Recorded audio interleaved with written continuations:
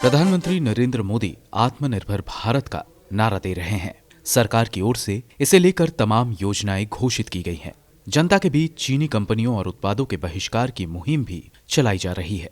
Make in India जैसे अभियानों का बड़ा जोर है, जिसके तहत मैन्युफैक्चरिंग को बढ़ावा देना था, लेकिन आंकड़े बताते हैं कि सारे दावे हवाई साबित हुए हैं। एशियन डेवलपमेंट बैंक और अंतर्राष्ट्रीय मुद्रा कोष यानी इंटरनेशनल मॉनेटरी फंड के मुताबिक साल 2019 में भारत की जीडीपी में औद्योगिक उत्पादन क्षेत्र की हिस्सेदारी पिछले 20 सालों के न्यूनतम स्तर पर है। आसान भाषा में कहें तो मैन्युफैक्चरिंग सेक्टर देश में बढ़ने की बजाय सिकुड़ रहा है। आंकड़ों के मुताबिक साल 2000 में भारत के औद्योगिक क्षेत्र की जीडीपी में हिस्सेदारी 29.9% थी, जो 2008 आते आते अपने उच्चतम स्तर 32.3% तक पहुंची। लेकिन साल 2019 में ये घटकर 27.5% रह गई है। गौरतलब है कि ठीक इसी समयावधि में बांग्लादेश ने मैन्युफैक्चरिंग सेक्टर में गजब तरक्की की है। साल 2000 में बांग्लादेश की जीडीपी में औद्योगिक क्षेत्र की हिस्सेदारी केवल 25.3% थी,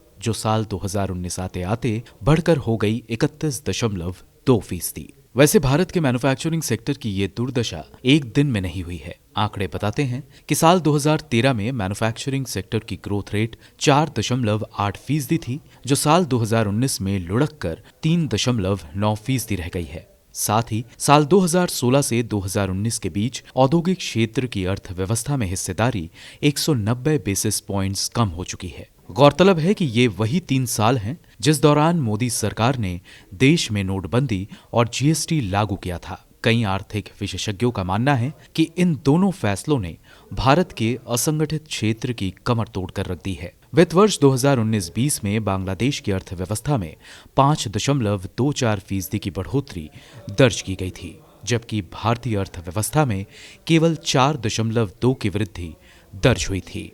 राहुल गौतम की रिपोर्ट, गो न्यूज।